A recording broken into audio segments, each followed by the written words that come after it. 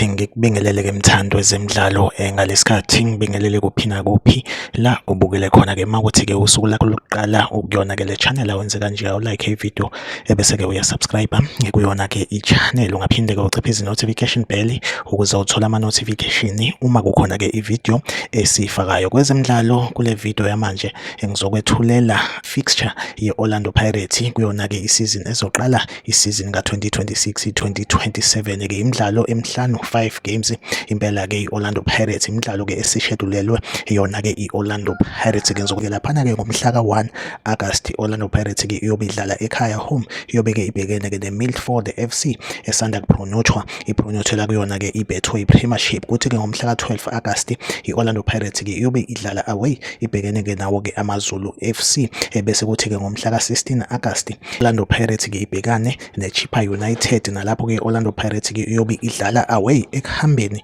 bese kuthi ke ngomhla ka-25 August ibhekane neSekhukhune United iyobe ke idlala ke ekhaya. Then ke ngomhla ka-5 September ibhakabhaka libhekane ke nayo ke iKruger United nayo ke futhi ke okuyiqembu elisha kwiBetway Premiership lisuka kwiMotsepe Foundation nalapho ke Orlando Pirates iyobe idlala away. Iyona ke nje update ngiphethe njengamanje like ivideo subscribe kuyona ke i-channel mina nawe asihlangabezane kwivideo elandelayo nisale kahle.